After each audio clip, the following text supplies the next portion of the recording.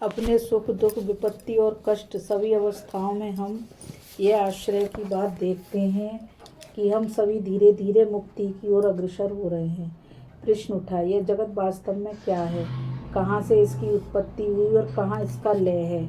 और इसका उत्तर था, मुक्ति से ही इसकी उत्पत्ति हुई और मुक्ति में यह विश्राम करता है और अंत में मुक्ति में ही इसका लय हो जाता है। यह जो मुक्ति की भावना है कि वास्तव में हम मुक्त हैं, इस आश्चर्यजनक भावना के बिना हम एक क्षण भी नहीं चल सकते। इस भाव के बिना तुम्हारे सभी कार्य, यहाँ तक कि तुम्हारा जीवन तक व्यर्थ है। प्रति क्षण प्रकृति यह सिद्ध किए दे रही है कि हम दास हैं, पर उसके साथ ही यह दूसरा भाव भी हमारे मन में उत्पन्न होता रहता है कि हम मुक्त हैं। प्रति क्षण हम माया से आहत होकर बद्ध से प्रतीत होते हैं, पर उसी क्षण उसी आघात के साथ ही हम बद्ध हैं। इस भावना के साथ ही और भी एक भाव हम में आता है कि हम मुक्त हैं, मानो हमारे अंदर से कोई कह रहा है कि हम मुक्त हैं। इस मुक्ति की हृदय से उपलब्धि करने में, अपने मुक्त स्वभाव को प्रकट करने में जो बाधाएं उपस्थित होती हैं, वे भी तो एक प्रकार से अनतिक्रमणीय हैं, तो भी अंदर से हमारे हृदय के अंत स्थल से मानो कोई सर्वदा कहता रहता है, मैं मुक्त हूँ, मैं हूँ। और यदि तुम संसार के विभिन्न धर्मों का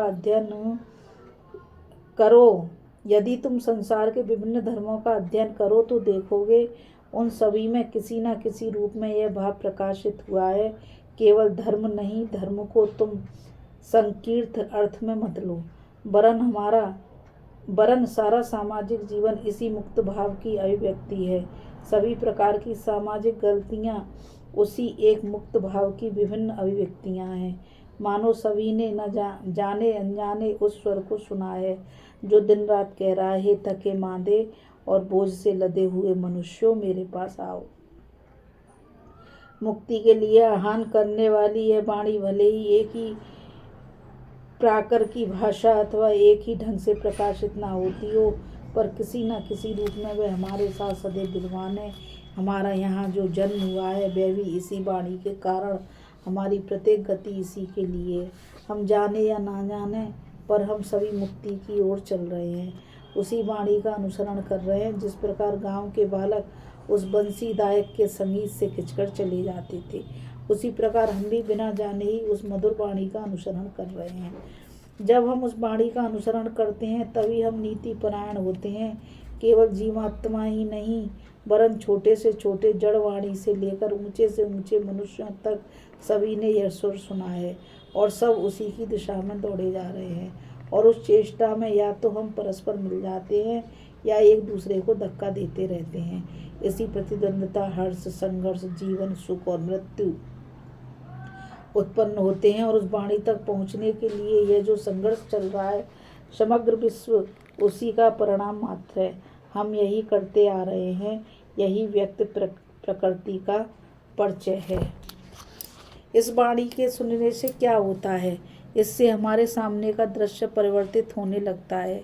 जैसे ही तुम ईश्वर को सुनते हो और समझते हो कि यह क्या है, वैसे ही तुम्हारे सामने का सारा दृश्य बदल जाता है। यही जगत जो पहले माया का बीभत्स युद्ध क्षेत्र था, अब और कुछ अपेक्षाकृत अधिक सुंदर हो जाता है। तब फिर प्रकृति को कोसने की कोई आवश्यकता नहीं रह जाती। संसार बड़ा बीभत्स है अथवा यह सब वृथा है, यह कहने की भी आवश्यकता नहीं रह जाती। रोने चिल्लाने का भी प्रयोजन नहीं रह जाता। जैसे ही तुम ईश्वर का अर्थ समझते हो, वैसे ही तुम्हारी समझ में आ जाता है कि इन सब चेष्टा, इस युद्ध, इस प्रतिद्वंद्विता, इस कठिनाई, इस निष्ठुरता, इन सब छोटे छोटे सुख एवं आनंद आदि का प्रयोजन क्या है। तब यह स्पष्ट समझ में आ जाता है कि यह सब प्रकृति के स्वभाव से ही होता है। हम सब जाने अनजाने उस ईश्वर की और अग्रसर हो रहे हैं, इसलिए यह सब हो रहा है। अतएव समस्त मानव जीवन, समस्त प्रकृति उसी मुक्त भाव को अभिव्यक्त करने की चेष्टा कर रही है। बस सूर्य भी उसी ओर जा रहा है, पृथ्वी भी इसीलिए सूर्य के चारों ओर परिक्रमा कर रही है, चंद्र भी इसलिए पृथ्वी के चारों ओर घूम रहा है। उस स्थान पर पहुंचने के लिए ही समस्त ग्रह नक्षत्र दौड़ रहे हैं और वायु बह रही है। उस मुक्ति के लिए ही बिजली तीव्र घोष करती है और मृत्यु भी उसी के लिए चारों ओर घूम फिर रही है। सब कोई उसी दिशा में जाने का प्रयत्न कर रहे हैं, साधु भी उसी ओर जा रहे हैं। बिना गए वे रह ही नहीं सकते। उनके लिए यह कोई प्रशंसा की बात नहीं। पापियों की भी यही दशा है। बड़ा दानी व्यक्ति भी उसी लक्ष्य को बनाकर सरल भाव से चलता जा रहा है, बिना गए वह भी नहीं रह सकता। और एक भयानक कंजूस भी उसी लक्ष्य को बनाकर चला जा रहा है। जो बड़े सत्कर्मशील हैं उन्होंने भी उसी वाणी को सुना है। जो सत्कर्म किए बिना नहीं रह सकते थे। और एक घोर आलसी व्यक्ति का भी यही हाल हो सकता है। एक व्यक्ति दूसरे की अपेक्षा अधिक ठोकरें खाए। जो व्यक्ति अधिक ठोकरें खाता है उसे हम बुरा कहते हैं, और जो कम से कम सज्जन या भला कहते हैं। भला और बुरा ये दो भिन्न चीज़ें नहीं हैं, दोनों एक ही हैं। उनके बीच का भेद प्रकारगत नहीं परिणामगत है। अब देखो, यदि यह मुक्त भाव रूपी शक्ति वास्तव में समस्त जगत में कार्य कर रही है तो अपने विशेष आलोच्य विषय धर्म में उसका प्रयोग करने पर हम देखते हैं कि सभी धर्मों में इस एक भाव को स्वीकार किया गया है। अत्यंत निम्न कोटि के धर्म को लो, जिसमें किसी मृत पूर्वज अथवा निष्ठुर देवताओं की उपासना होती है। इन उपास्य देवताओं में अथवा मृत पूर्वजों के बारे में क्या धारणा है? यही कि वे प्रकृति से उन्नत हैं, इस माया के द्वारा वे बद्ध नहीं हैं। पर हाँ, प्रकृति के बारे में उपासक की ही धारणा अवश्य बिल्कुल सामान्य है। उपासक एक मूर्ख अज्ञानी व्यक्ति है।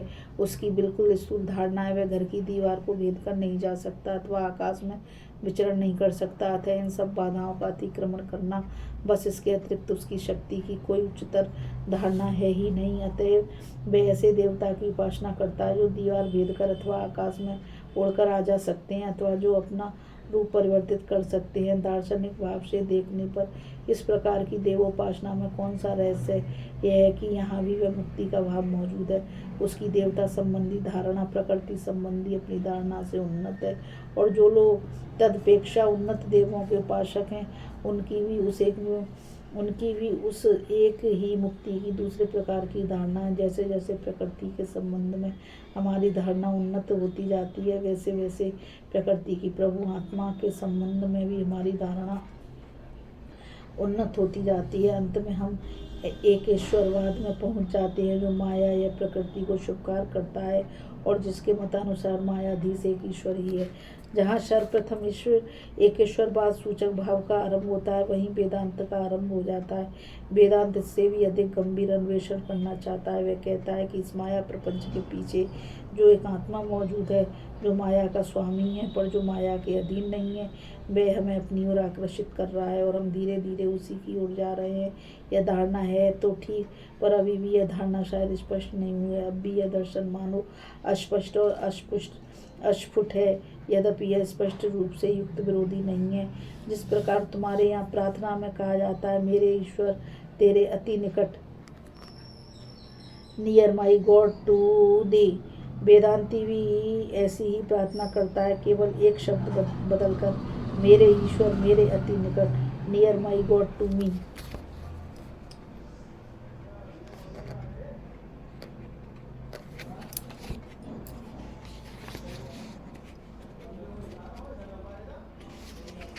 हमारा चरम लक्ष्य बहुत दूर है, प्रकृति से अतीत प्रदेश में है।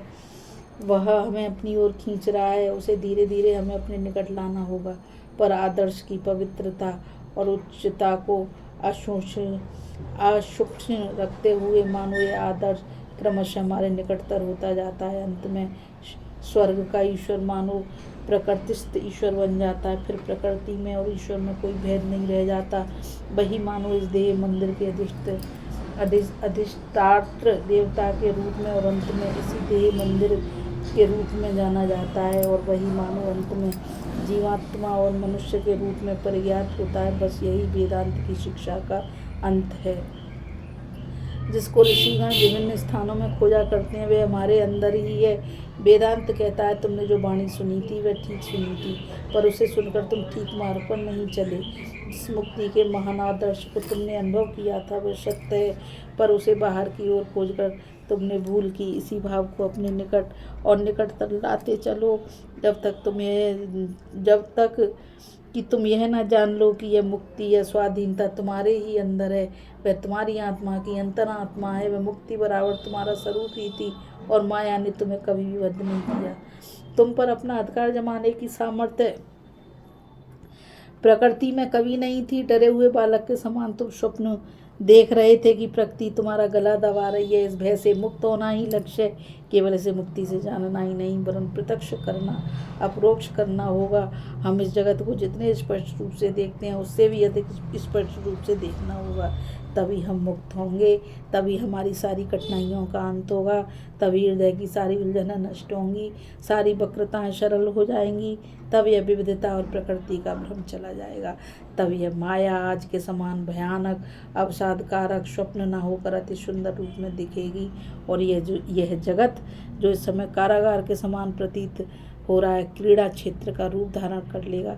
तब हमारी विपत्तियां, जटिलताएं और हम जो सब यंत्रणाएं भोग रहे हैं, वे भी ब्रह्म भाव में परिणित हो जाएंगी और हमारे सन्मुख हमारा प्रकट स्वरूप अभिव्यक्त करेगी। तब हम देखेंगे कि सारी वस्तुओं के पीछे सबके सार सत्ता स्वरूप वही विद्यमान है, और हम जान लेंगे कि वही हमारा वास्तविक अंतरात्मा है। बोलो श्री कृष्ण भगवान की।